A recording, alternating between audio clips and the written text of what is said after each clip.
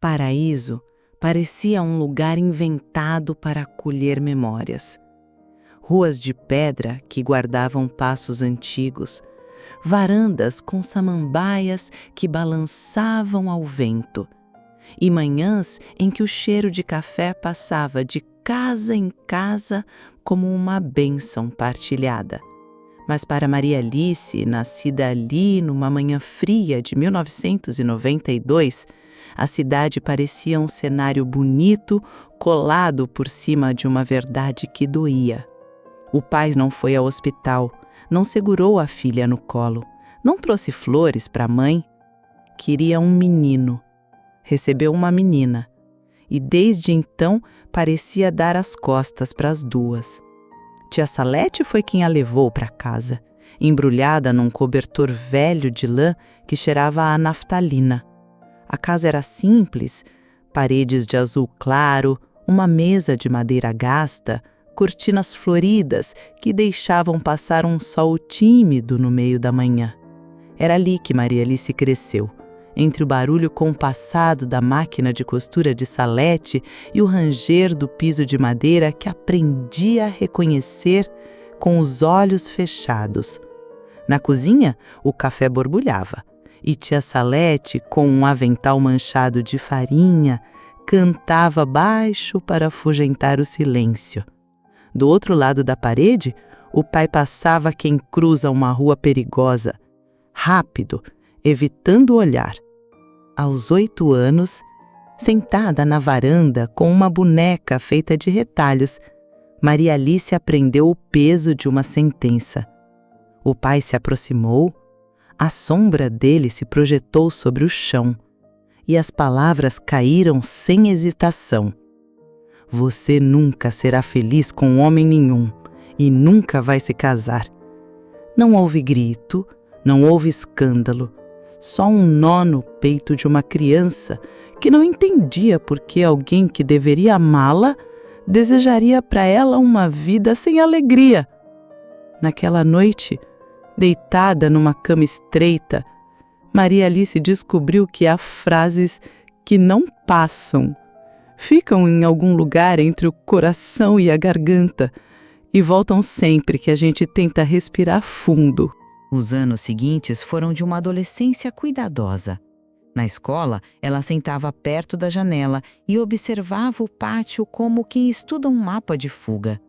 Voltava para casa por ruas pouco movimentadas e aprendia a ouvir o mundo com atenção. O barulho das folhas secas, o latido de um cachorro distante, o tilintar de uma colher no copo de vidro. Havia dias bons. Havia dias em que o pai nem parecia existir. Mas bastava uma porta bater para que a lembrança da sentença voltasse, lembrando-a de que o amor, talvez, fosse um território interditado. Quando começou a ajudar tia Salete na banca de doces da praça, descobriu outra coisa. As pessoas se abrem diante de quem as atende com gentileza. Passou a ouvir histórias de gente que ela mal conhecia, histórias com começo, meio e fim. E, sem perceber, começou a desejar um enredo que também a salvasse. Foi ali, entre bandejas de cocadas e beijinhos polvilhados de açúcar, que Dirceu apareceu. Alto, cabelo castanho penteado de lado, um riso fácil que parecia iluminar a tarde. Dizia que não era muito fã de doce, mas aparecia todos os dias. Comprava uma cocada, às vezes 2, e engatava assunto. No começo, Maria Alice respondia com cuidado, medindo cada palavra como quem testa a temperatura da água antes de mergulhar o pé. Depois foi se permitindo. Um passeio no domingo, uma dança no clube da cidade, uma conversa demorada debaixo de um ipê amarelo, que derramava flores sobre a calçada como se quisesse abençoar aquela cena. O namoro durou 8 anos. 8 anos de rotina e promessa. Eles tinham uma mesa favorita na lanchonete perto da rodoviária, um banco na praça de onde viam o mundo passar, um plano de casa com quintal e cachorro. Em alguns dias, Maria Alice se pegava sorrindo sozinha na fila do mercado, pensando em como quebrava, com passos miúdos, a profecia do pai. Em outros, tinha medo de acreditar demais. Mas o riso de Dirceu era um atalho para a esperança. Numa tarde de primavera, decidiu fazer uma surpresa. Cozinhou o prato preferido dele, arrumou o cabelo com um cuidado que não tinha há tempos. Colocou o vestido que mais a deixava à vontade. O sol, naquela hora, entrava oblíquo pelas janelas da cidade e criava uma poeira dourada no ar. Ela subiu as escadas do prédio dele, levando a comida em uma travessa embrulhada num pano de prato colorido. A porta não estava trancada. Entrou devagar, chamando o nome dele num sussurro. E viu, no sofá, 2 corpos próximos demais para serem apenas amigos. Dirceu virou a cabeça, surpreso. Ela ficou parada, a travessa pesando nas mãos, o mundo sem som por alguns segundos que pareceram anos. O pano de prato escorregou, o vidro quebrou, o cheiro de comida quente se misturou a algo que ela não saberia nomear. Não houve cena, não houve pergunta, houve retirada. Um passo atrás, outro, a porta, a escada, a rua, e um silêncio tão grande por dentro que nem o barulho dos carros conseguiu ocupar. Nos dias seguintes, ela tentou ser funcionária, filha de criação, amiga. Acordava cedo, arrumava a cama, varria a varanda, colocava os doces na vitrine da banca da praça e sorria para clientes habituais. À noite, lavava a louça devagar para prolongar o barulho da água caindo na cuba, como se cada gota pudesse limpar uma coisa que a lata de lixo não dava conta. Em algum momento, a frase do pai apareceu de novo, não como sentença, mas como ameaça.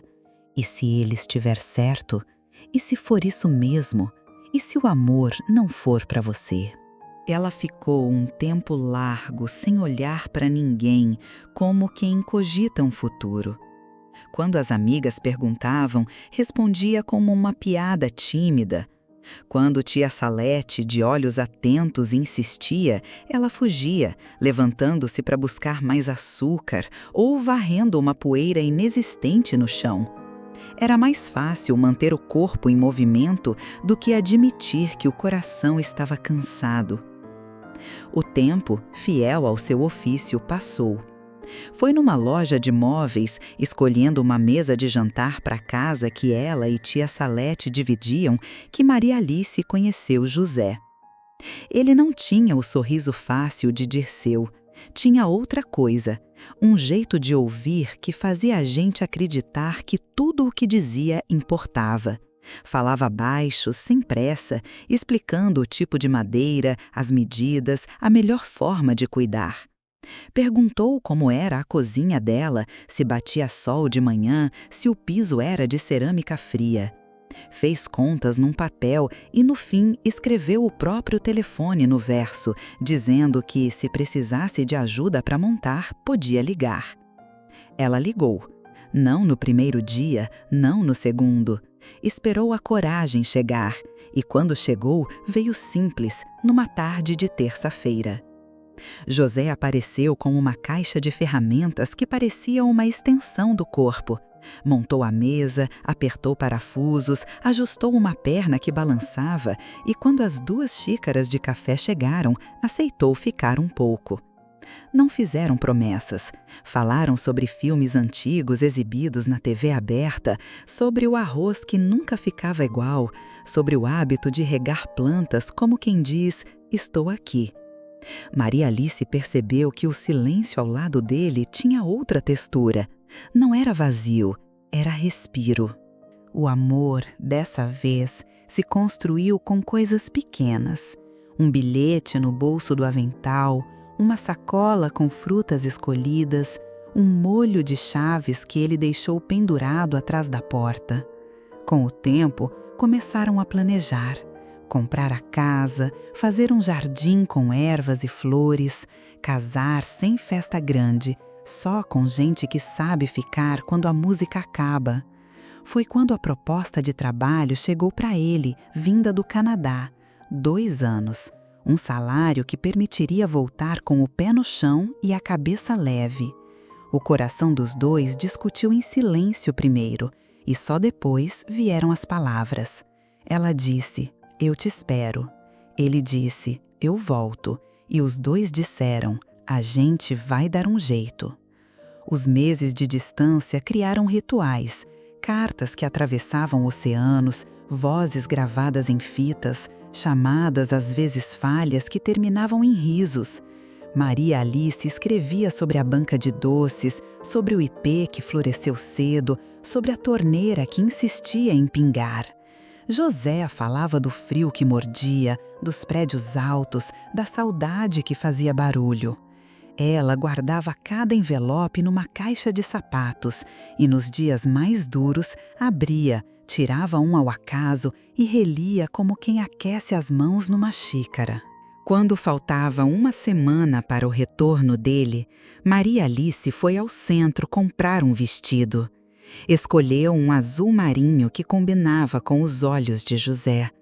Comprou também um lenço claro para cobrir os ombros no saguão do aeroporto, que sempre tinha ar-condicionado forte.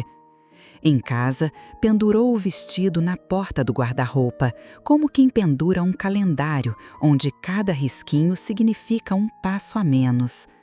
Passou os dias seguintes tentando prender a alegria dentro de um corpo que tremia.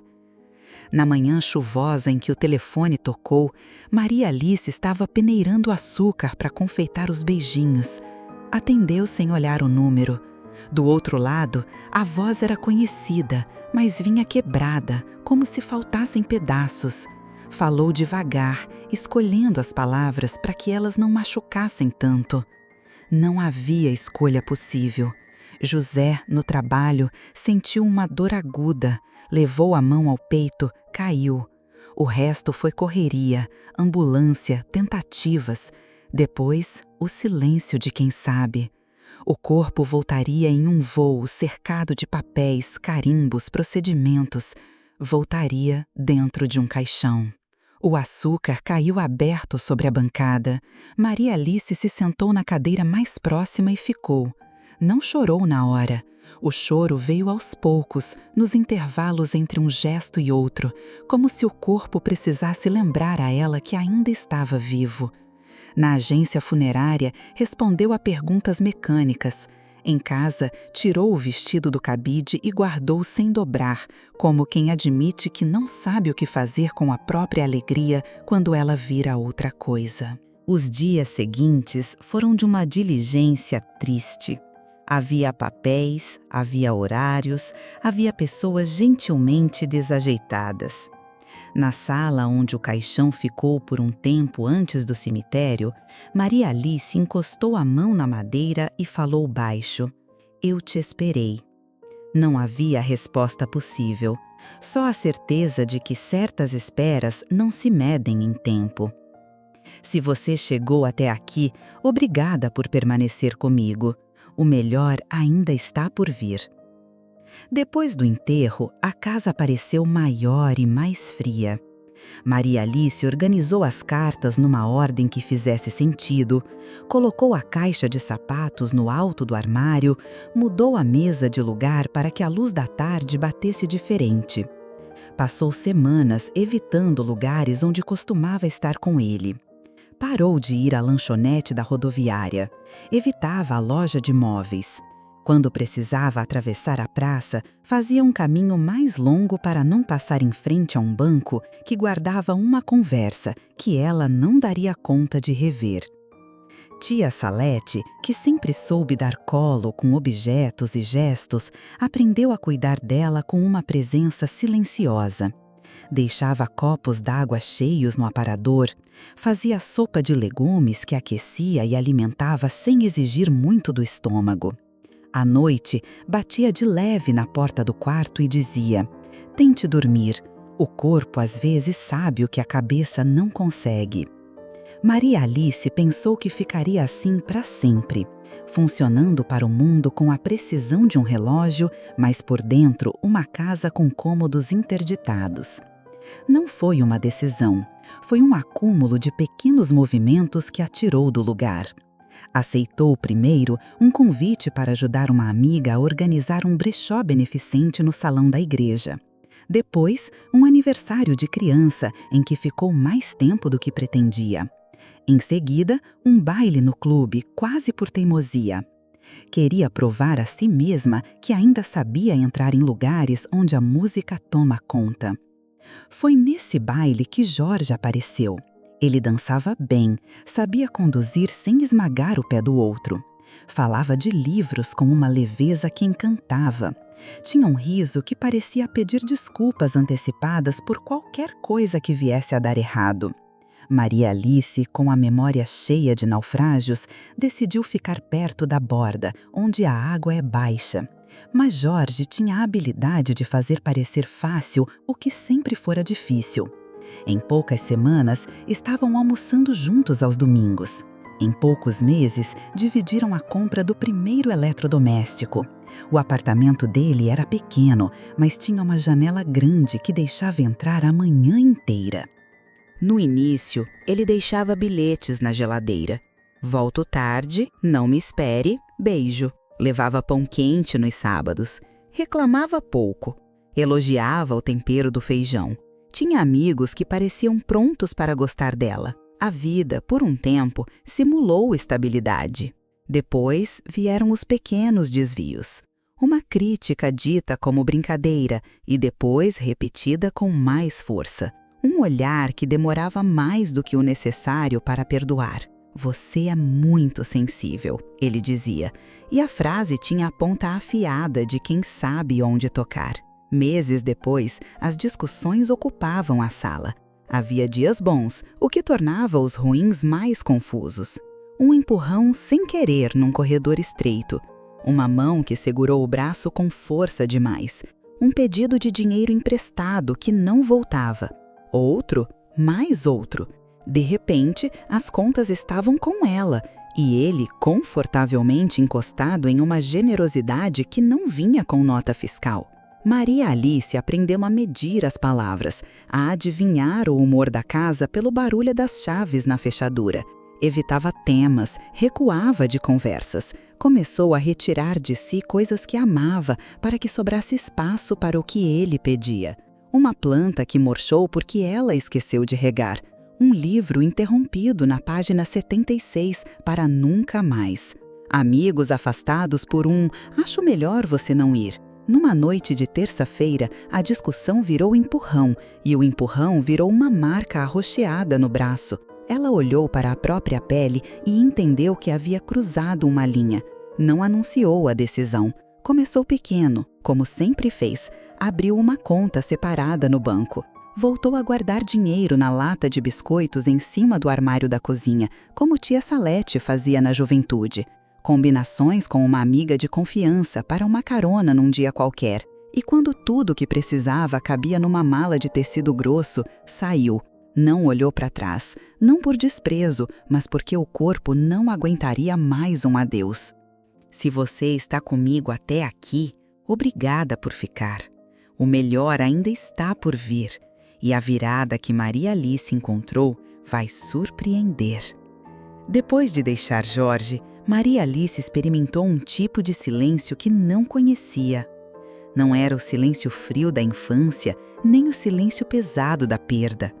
Era um silêncio estranho, como um campo aberto depois de uma tempestade, onde a terra ainda está encharcada e o ar carrega um cheiro de reinício. Os primeiros dias sozinha foram confusos. O espaço parecia grande demais. O som da própria respiração à noite parecia exagerado. O relógio da cozinha marcava cada segundo, como se quisesse lembrá-la do tempo que passava. Mas, pouco a pouco, ela começou a ocupar os cômodos novamente. Passou a tomar café na varanda, vendo as primeiras luzes da cidade acenderem. Comprou flores no mercado e as colocou em garrafas de vidro espalhadas pela casa. Guardou numa caixa de papelão tudo o que lembrava Jorge, não para destruir, mas para guardar longe dos olhos e perto apenas o bastante para não esquecer que sobreviveu. Foi nesse período que Maria Alice se permitiu algo que parecia impossível: andar pela cidade sem medo de esbarrar em fantasmas. No começo, escolhia ruas menos movimentadas. Depois, voltou à praça central, onde sentou num banco para observar crianças correndo. Ficou ali, sem pressa, percebendo que a vida não parava, mesmo que por anos ela tivesse sentido que estava presa num mesmo dia repetido. As amigas começaram a insistir para que ela participasse de viagens curtas. Primeiro, um passeio de um dia para uma cidade vizinha. Depois, um final de semana em uma estância termal. Cada pequena saída era como abrir uma janela que estava emperrada há anos. O vento que entrava trazia histórias novas e, junto, a vontade de criar as próprias. Aos 65 anos, aposentada e com a vida financeira estabilizada, Maria Alice decidiu que era hora de fazer algo que nunca tinha feito: viver exclusivamente para si. Não havia pressa, não havia alguém para esperar na porta, não havia desculpa para adiar. Comprou uma mala nova, colocou roupas confortáveis e um par de sapatos que suportariam longas caminhadas e embarcou no primeiro de muitos voos que mudariam sua vida. Paris foi o primeiro destino. Andou pelo Sena, comeu croissants quentes em cafeterias pequenas e sorriu para músicos de rua que tocavam como se cada nota fosse um presente. Depois veio Lisboa, onde sentou à beira do Tejo e ouviu histórias de marinheiros aposentados. Em Roma, jogou moedas na Fontana de Trevi, não para pedir um amor, mas para agradecer por estar viva para ver aquilo. Foi numa dessas viagens que conheceu um grupo de mulheres com histórias parecidas com a sua. Eram de diferentes idades, sotaques e profissões, mas tinham algo em comum. Todas haviam enfrentado rejeições, perdas e recomeços. Entre elas, não havia espaço para julgamentos, apenas para escuta e apoio.